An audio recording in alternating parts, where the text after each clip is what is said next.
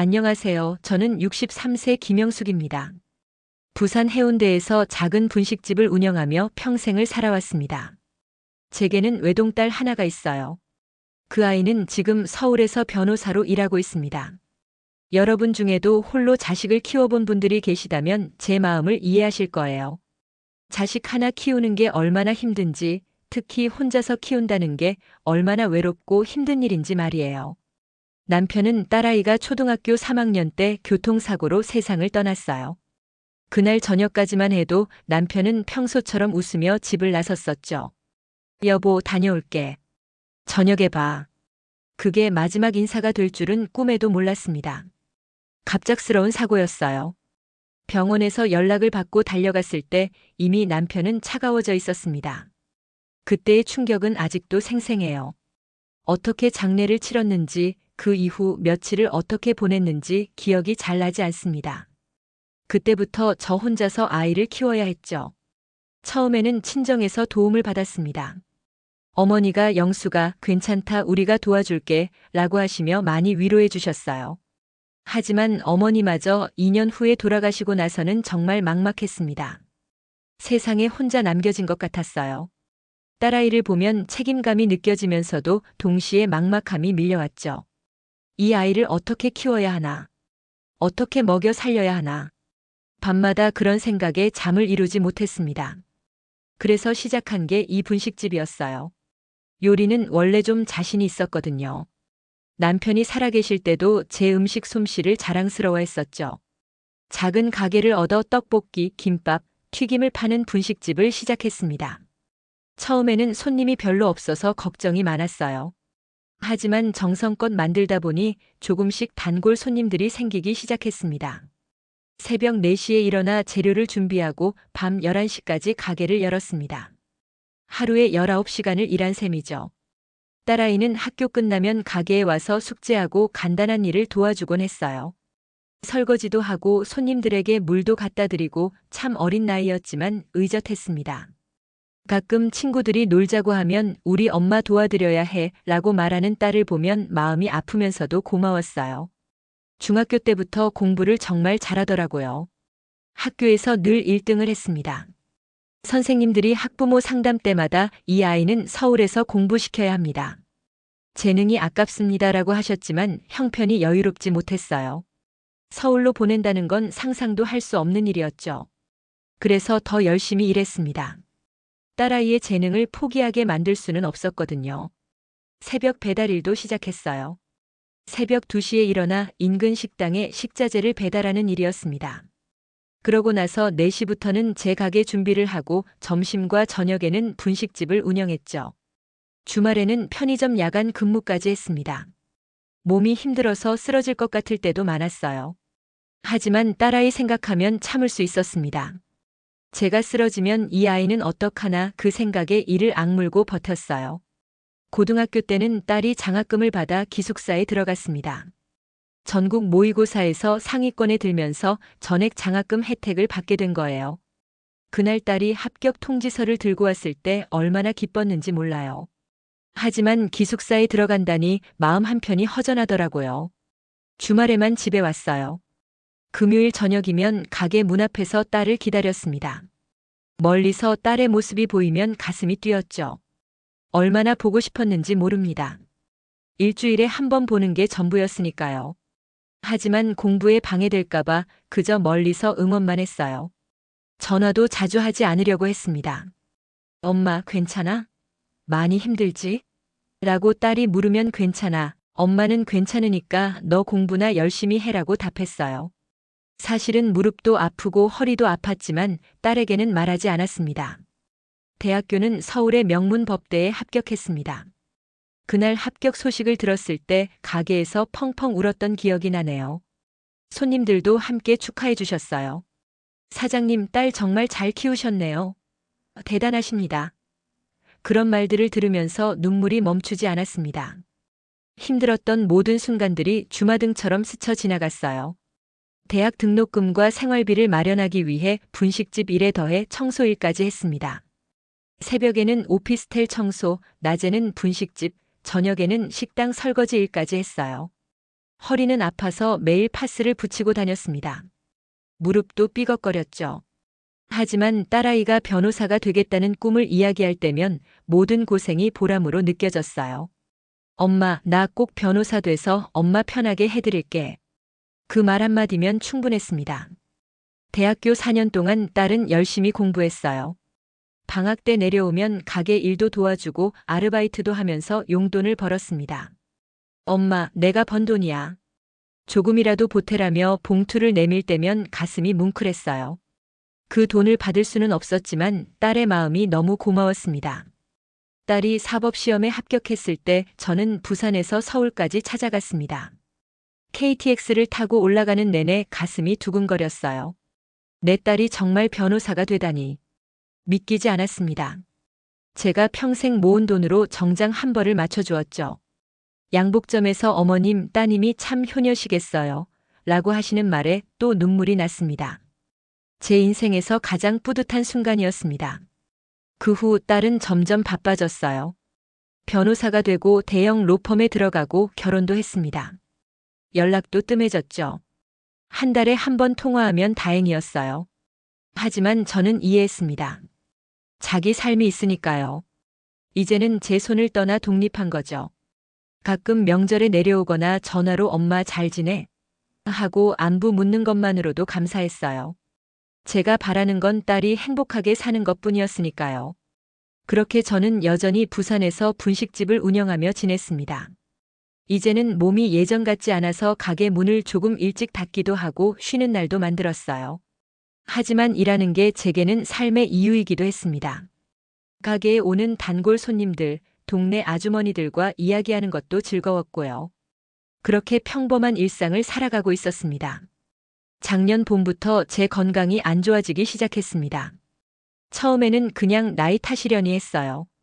요즘 피곤하네, 몸이 예전 같지 않네 하면서 넘어갔죠. 하지만 점점 증상이 심해졌어요. 가슴이 답답하고 숨이 차는 느낌이 들었습니다. 계단을 오르는 것도 힘들어졌어요. 평소 같으면 한 번에 올라갔을 텐데 중간에 쉬어야 했죠. 가게 일을 하다가도 자꾸 앉아서 쉬게 되더라고요. 동네 단골 손님 중 한 분이 걱정스러운 표정으로 말씀하셨어요. 사장님, 안색이 안 좋으신데 병원 한번 가보세요. 그래서 근처 병원에 갔습니다. 의사 선생님이 검사를 하더니 심각한 표정을 지으시더라고요. 어머님, 이건 더 큰 병원에서 정밀 검사를 받아보셔야 할 것 같습니다. 부산대 병원이나 서울 큰 병원에 가보세요. 그 말을 듣는 순간 가슴이 철렁했어요.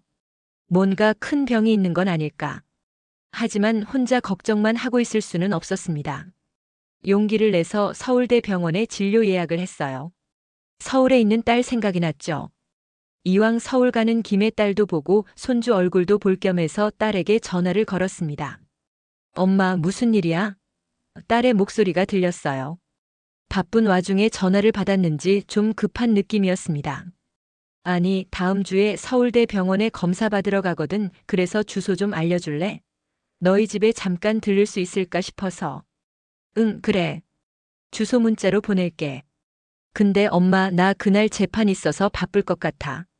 남편한테 미리 얘기해 둘게. 그래, 괜찮아. 엄마가 알아서 갈게. 솔직히 말하면 그동안 딸 집에 찾아간 적이 별로 없었어요. 손에 꼽을 정도였죠. 분식집 일이 바빴기도 했고 딸이 바쁜 걸 알아서 방해하고 싶지 않았거든요. 결혼하고 나서 한두 번 정도 갔었나? 그때도 딸이 초대해서 갔었지 제가 먼저 가겠다고 한 적은 거의 없었습니다. 그래서 이번에 가는 것도 조심스러웠어요. 병원 가는 날이 다가왔습니다. 날씨 예보를 보니 그날은 장마 예보가 있었어요. 비가 많이 온다고 하더라고요. 진료 날짜를 바꿀까 잠시 고민했습니다. 하지만 예약을 다시 잡으려면 한 달은 더 기다려야 한다고 해서 그냥 가기로 했죠. 건강이 안 좋은데 한 달을 더 기다릴 수는 없었습니다. 출발 전날 밤 저는 반찬을 준비했어요. 딸이 좋아하는 멸치볶음, 깍두기, 장아찌, 된장찌개용 재료까지 정성껏 준비했습니다. 새벽부터 일어나서 만들었어요. 딸이 어렸을 때 제일 좋아하던 반찬들이었죠. 엄마, 이거 진짜 맛있어. 라고 하던 딸의 어린 모습이 떠올랐습니다. 그리고 손자 생각도 났어요. 작년 추석에 본 게 마지막이었는데 많이 컸을 거예요. 손자를 위해 파란색 털실로 모자를 떴습니다. 밤을 새워서 한 땀 한 땀 정성껏 만들었어요. 작은 단추도 달고 귀마개도 달았죠. 그날 아침 일찍 KTX를 타고 서울로 향했습니다.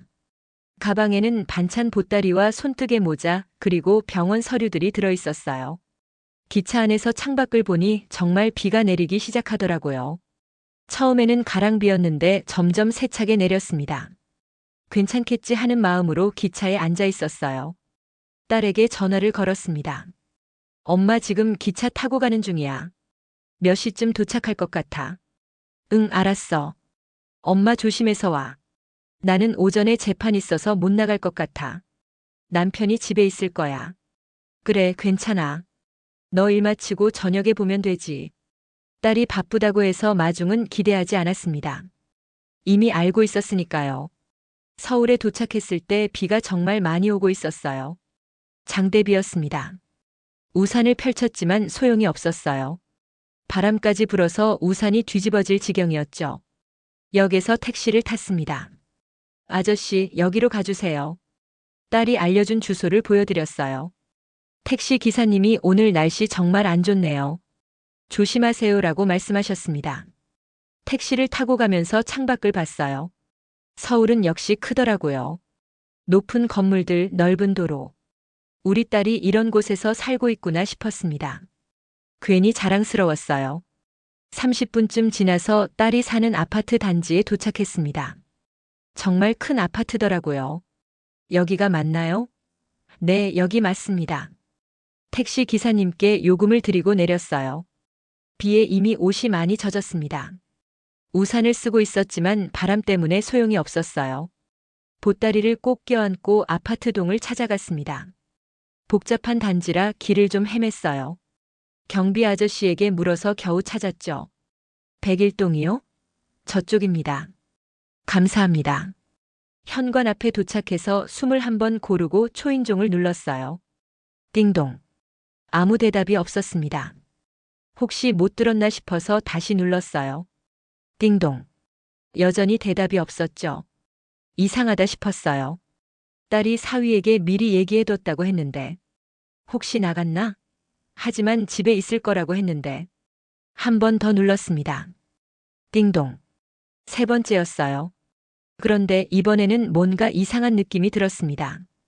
현관문 위쪽에 작은 카메라가 있더라고요. 현관 CCTV 같았어요. 그 카메라 렌즈가 저를 향하고 있었습니다. 그리고 그 순간 알 수 있었어요. 누군가 저를 보고 있다는 걸. 사위가 CCTV로 저를 보고 있다는 걸 말이에요. 분명히 제 모습이 보였을 텐데 문을 열어주지 않더라고요. 손에 들고 있는 젖은 보따리, 흠뻑 젖은 옷, 그런 모습이 다 보였을 거예요. 하지만 문은 열리지 않았습니다. 왜 문을 안 열어주는 걸까? 혹시 내가 잘못 찾아온 건가? 주소를 다시 확인했어요. 맞았습니다. 딸이 보내준 주소가 맞았어요. 다시 전화를 걸었습니다. 먼저 딸에게 전화를 걸었어요. 하지만 딸은 전화를 받지 않았어요. 재판 중이라 그런가 보다 생각했죠.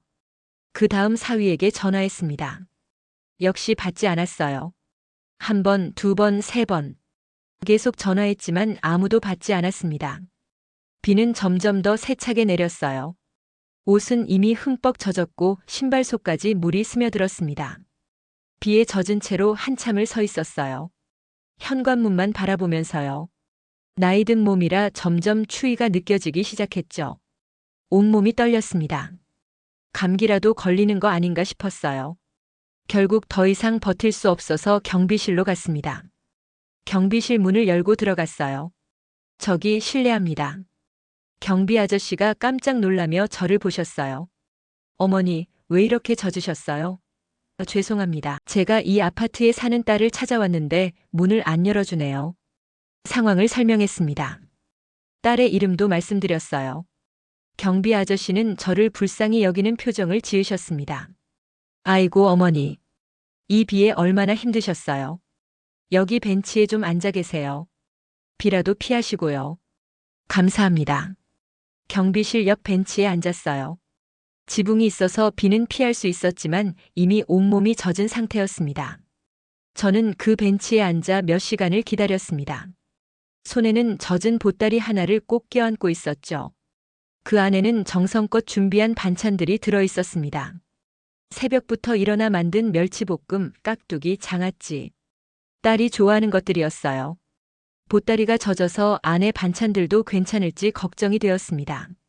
시간이 흐를수록 마음이 무거워졌습니다. 1시간이 지나고 2시간이 지났어요. 딸은 여전히 연락이 안 되고 사위는 문을 열어주지 않고 이 낯선 서울 아파트 경비실 벤치에 앉아 있는 제 모습이 너무 초라하게 느껴졌어요. 내가 지금 뭐 하는 걸까? 이런 생각이 들었습니다. 주변을 보니 사람들이 우산을 쓰고 아파트를 드나들고 있었어요. 퇴근하는 사람들, 장을 보고 오는 사람들. 모두 제 집으로 들어가는데 저만 이렇게 밖에 앉아 있었죠. 경비 아저씨가 가끔 저를 보며 안타까운 표정을 지으셨어요. 어머니, 아직도 연락이 안 되세요? 네, 딸이 재판 중이라 전화를 못 받는 것 같아요. 날이 점점 어두워졌습니다. 저녁 시간이 되었어요.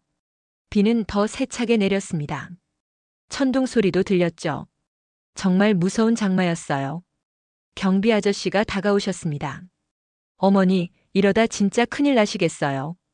감기라도 걸리면 어떡해요. 근처에 찜질방이 있는데 거기 가서 몸 좀 녹이시는 게 어떨까요? 더 이상 기다릴 수 없다는 생각이 들었습니다. 벌써 4시간째 기다리고 있었어요. 아무도 저를 찾지 않았습니다. 경비 아저씨의 도움으로 근처 찜질방 위치를 알게 되었고 떨리는 발걸음으로 그곳을 향했어요. 비를 맞으며 걸어가는 길이 정말 멀게 느껴졌습니다. 찜질방에 도착해서야 잠시 몸을 녹일 수 있었지만 마음은 얼어붙은 채였습니다. 요금을 내고 안으로 들어갔어요. 낯선 사람들 사이에서 저만 혼자 있는 것 같았습니다. 구석 자리를 찾아 앉았어요. 젖은 옷을 갈아입고 제공되는 찜질복을 입었습니다. 그리고 가져온 보따리를 열어보았어요. 봉지가 젖어 있었지만 다행히 안에 반찬 용기들은 괜찮았습니다. 손수 만든 멸치볶음, 깍두기, 장아찌. 전부 딸이 좋아하는 반찬들이었죠. 하나하나 만지작거리며 생각했어요. 이걸 딸에게 줄 수 있을까? 그리고 손자를 위해 밤새 떠서 만든 파란 모자를 꺼냈습니다. 한 땀 한 땀에 제 마음을 담았던 그 모자였어요.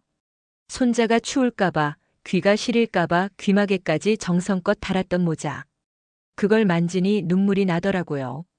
참으려고 했지만 눈물이 계속 흘렀습니다. 낯선 찜질방 구석에 앉아 생각했습니다. 내가 지금 뭐 하는 걸까? 내 딸 집 앞에서 쫓겨나다니. 평생 딸 하나 키우느라 고생했는데 이게 내가 받는 대접인가?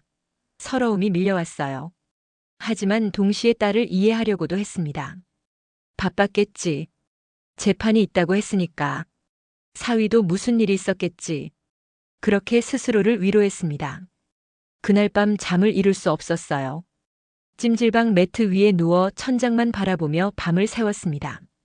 주변에서는 사람들의 코 고는 소리가 들렸지만 저는 한숨도 자지 못했어요. 내일 병원에 가야 하는데 몸 상태가 걱정되었습니다. 하지만 그것보다 마음이 더 아팠어요. 제 인생에서 가장 길고 쓸쓸한 밤이었던 것 같습니다. 다음 날 아침 일찍 눈을 떴습니다. 사실 잠을 잔 건지도 잘 모르겠어요. 몸은 누워 있었지만 정신은 계속 깨어 있었던 것 같습니다. 찜질방 시계를 보니 새벽 5시였어요.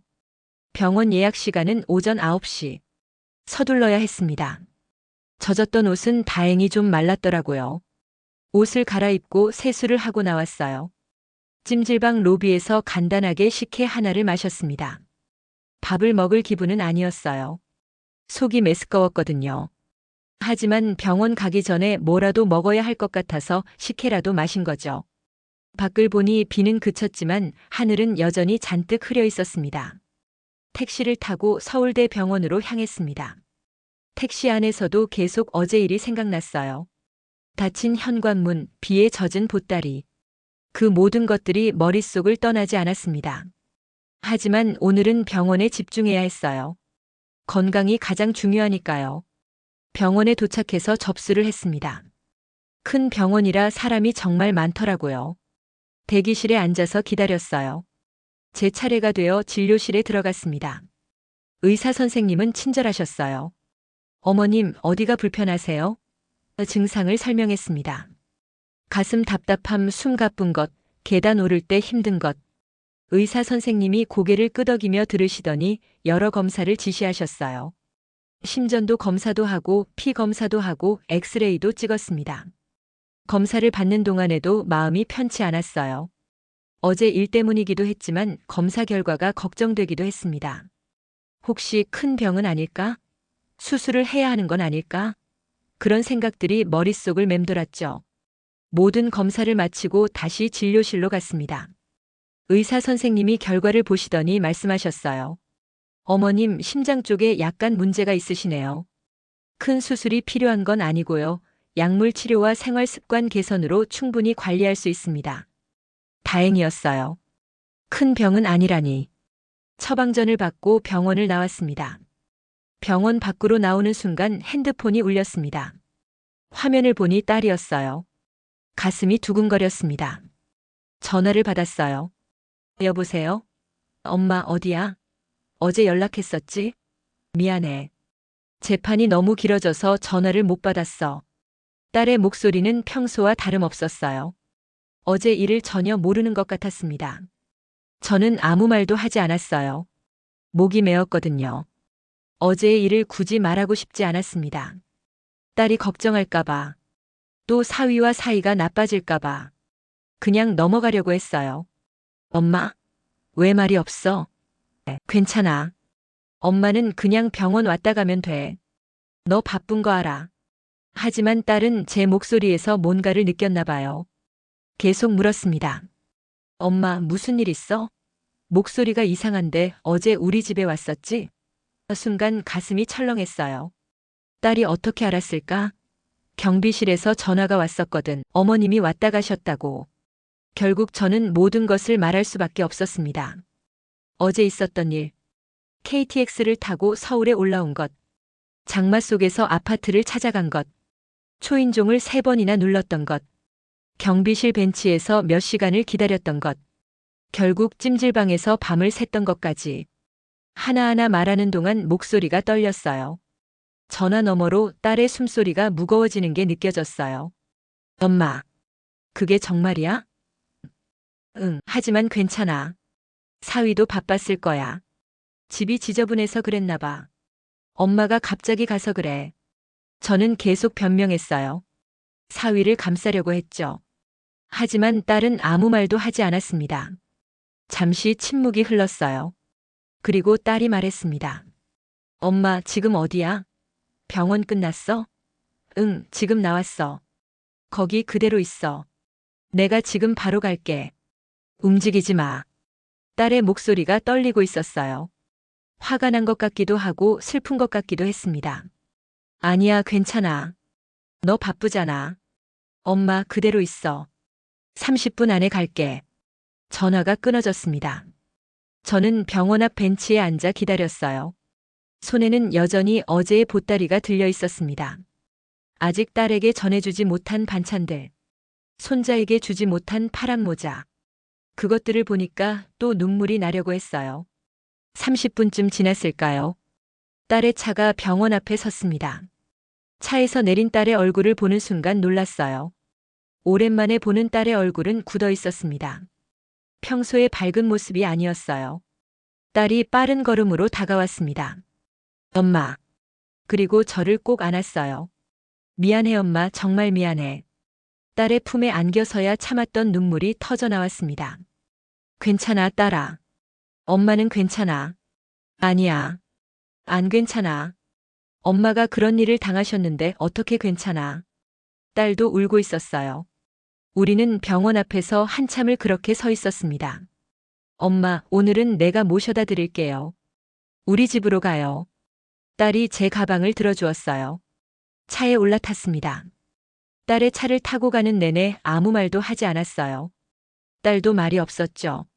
하지만 딸의 눈에 분노가 서려 있는 게 느껴졌습니다. 핸들을 잡은 손에 힘이 잔뜩 들어가 있었어요. 턱선도 굳어 있었고요. 아파트에 도착했습니다. 차에서 내리는데 경비 아저씨가 저를 알아보고 다가오셨어요. 그리고 딸을 보더니 말씀하셨습니다. 변호사님, 어제 어머님이 비 맞으면서 몇 시간을 기다리셨어요. 제가 봤는데 정말 안쓰러워서 찜질방이라도 알려드렸습니다. 딸의 얼굴이 더 어두워졌습니다. 입술을 꽉 깨물고 있는 게 보였어요. 경비 아저씨, 어제 CCTV 영상 좀 볼 수 있을까요? 아, 네, 그러시죠. 경비실에 들렀습니다. 경비 아저씨가 컴퓨터로 어제의 영상을 보여주셨어요. 화면에 제 모습이 나왔습니다. 비를 맞으며 현관 앞에 서 있는 모습, 초인종을 누르는 모습, 한 번, 두 번, 세 번. 그리고 아무 반응이 없자 전화를 거는 모습. 그 다음은 제가 경비실로 오는 모습. 벤치에 앉아 몇 시간을 기다리는 모습. 비에 젖은 보따리를 꼭 껴안고 앉아 있는 모습. 모든 순간이 영상에 담겨 있었습니다. 딸은 아무 말 없이 영상을 지켜봤어요. 주먹을 쥔 손이 떨리고 있었습니다. 고맙습니다, 경비 아저씨.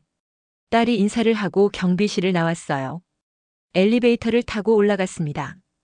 엘리베이터 안에서도 딸은 한마디도 하지 않았어요. 하지만 그 침묵이 더 무서웠습니다. 폭풍 전의 고요 같았어요. 집 앞에 도착했습니다. 딸이 현관문을 열었어요. 어제 그렇게 열리지 않던 문이 열렸습니다. 집 안으로 들어섰어요. 거실에는 사위가 서 있었습니다. 아기는 방에서 자고 있었나 봐요. 집안은 조용했습니다. 사위의 얼굴에는 불안감이 가득했어요. 아마 딸에게 연락을 받았나 봅니다.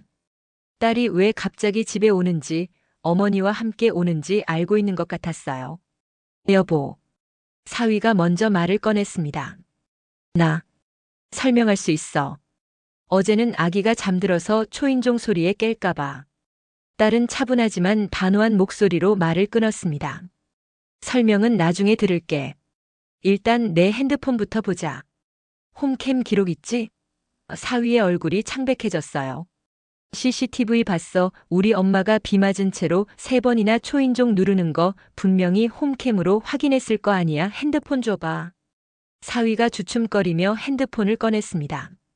딸이 홈캠 앱을 열었어요. 어제 날짜에 알림 기록들이 있었습니다. 초인종이 눌린 시간, 움직임이 감지된 시간. 그리고 그 알림을 확인한 기록까지. 당신 여기서 다 봤잖아. 우리 엄마 계신 거. 그런데 문을 안 열어줬어. 사위의 얼굴이 하얗게 변했어요. 말문이 막힌 것 같았습니다. 딸은 계속해서 말했습니다. 알아? 우리 엄마가 얼마나 힘들게 서울까지 올라오셨는지 새벽부터 KTX 타고 장마 속에 병원 가야 해서 오신 우리 엄마를 당신은 그냥 외면했어. 문 앞에서. 저는 중간에 끼어들어 상황을 진정시키려 했습니다. 딸아, 괜찮아. 사위도 무슨 사정이 있었을 거야. 하지만 딸은 제 말을 들으려 하지 않았어요. 엄마, 이건 괜찮은 일이 아니에요. 이건 사람으로서 해선 안 되는 일이에요. 딸이 사위를 똑바로 쳐다봤습니다.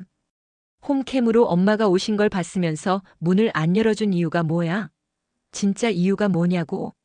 사위는 고개를 숙인 채 대답하지 못했어요.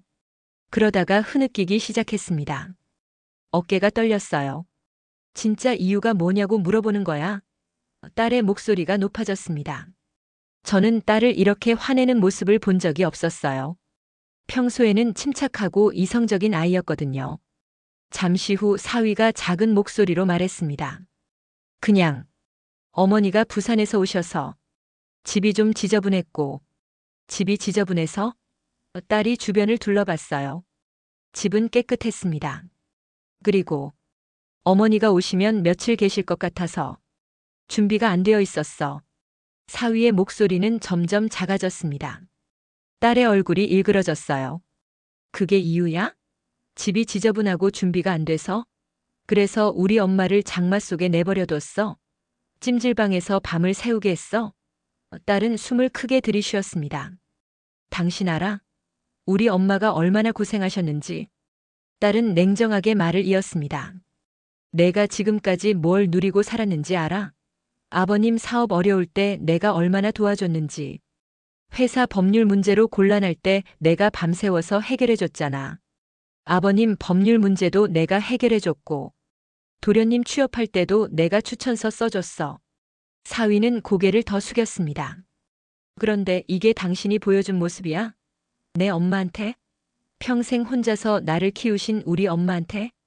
딸의 목소리가 떨렸어요. 화가 나서라기보다 서러워서 떨리는 것 같았습니다. 사위는 울음을 참지 못하고 엉엉 울기 시작했어요.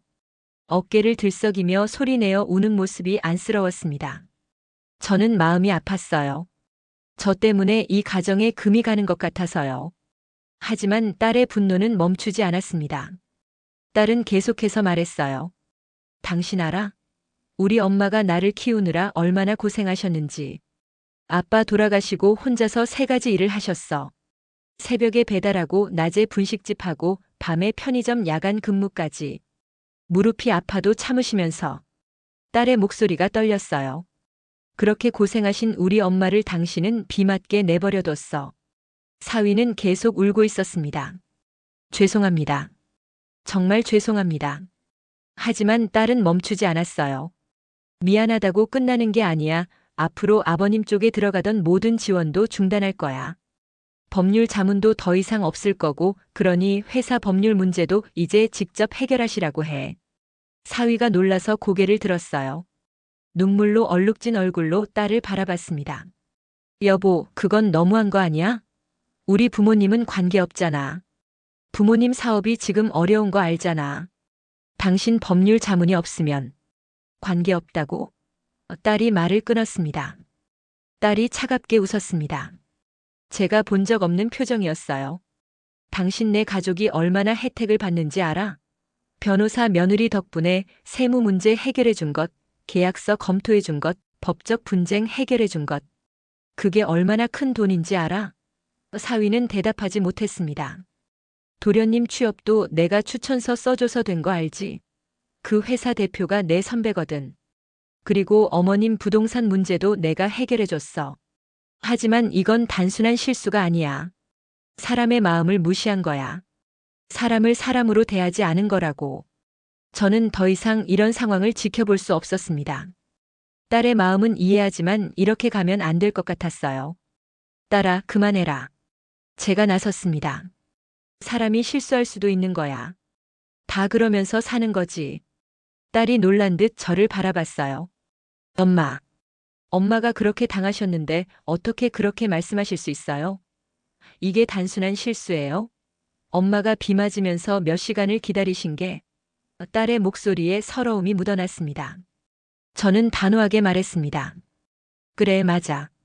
엄마는 힘들었어. 서러웠고 속상했어. 하지만 사람이 살다 보면 다 실수도 해. 중요한 건 그 실수를 인정하고 뉘우칠 수 있는지야. 다만 그걸 인정할 수 있어야 하지. 그리고 다시는 그러지 않겠다는 마음이 있어야 해. 사위가 고개를 숙인 채 말했어요. 정말 죄송해요, 어머니. 그날 비가 너무 많이 와서 당황했고. 그가 잠시 말을 멈췄습니다. 아니에요. 핑계예요. 솔직히 말씀드리면 집이 지저분한 것도 핑계고 준비가 안 된 것도 핑계예요. 그냥 귀찮았어요. 갑자기 오신다고 해서 불편했어요. 사위가 정직하게 말하는 모습에 저는 조금 놀랐습니다. 제 부모님도 자주 연락하시고 오시는데 저는 늘 귀찮아했어요. 그런 마음이 어머님께도 그대로 나왔던 것 같아요. 정말 제가 잘못했어요. 변명의 여지가 없어요. 저는 사위를 바라봤어요. 그의 눈에 진심이 보였습니다. 거짓이 아니었어요. 자신의 잘못을 있는 그대로 인정하고 있었습니다. 사람은 누구나 실수를 해. 젊은 사람들은 특히 더 그렇고. 아직 인생을 다 살아보지 않았으니까. 중요한 건 그 실수를 인정하고 배우는 것이라고 생각해. 딸이 믿을 수 없다는 표정으로 저를 바라봤어요. 엄마, 정말요? 그렇게 쉽게 용서해 주실 거예요? 엄마가 얼마나 힘드셨는데. 딸의 눈에서 눈물이 흘러내렸습니다. 엄마가 평생 나 하나 키우느라 얼마나 고생하셨는데. 그런 엄마를 이렇게 대했는데.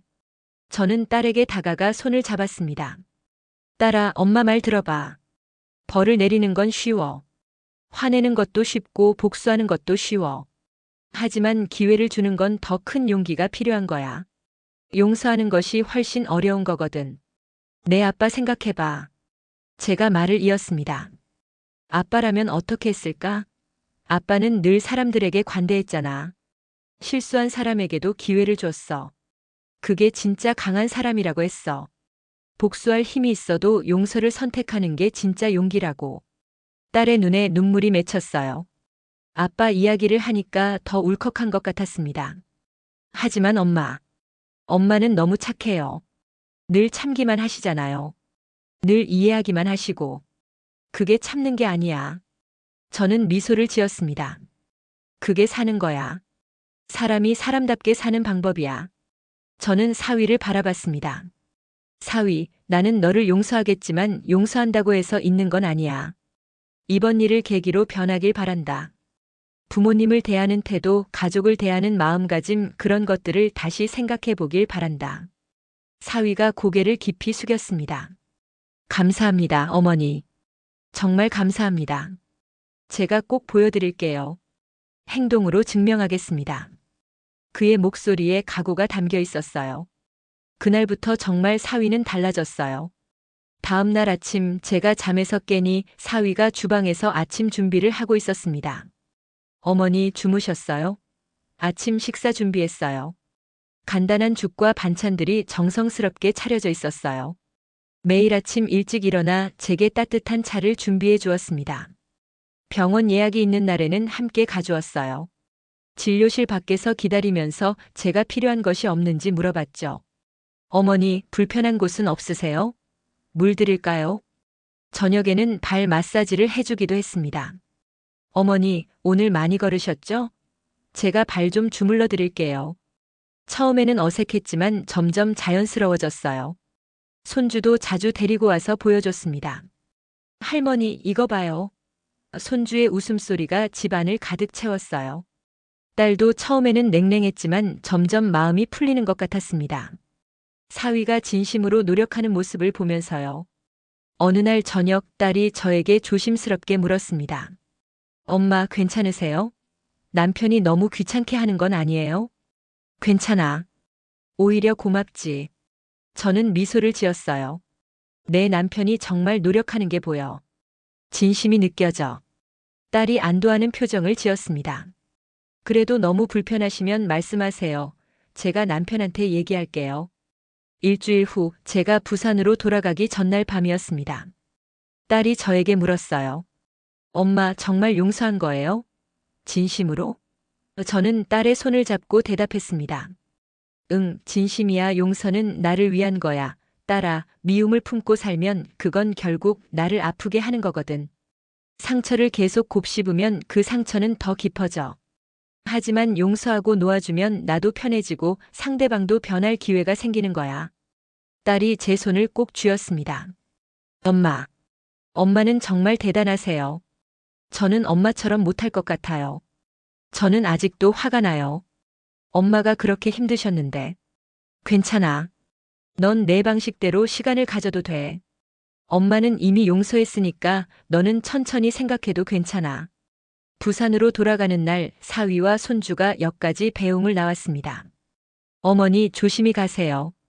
다음 달에 제가 손주 데리고 부산에 내려갈게요. 사위가 인사했어요. 그래, 기다릴게.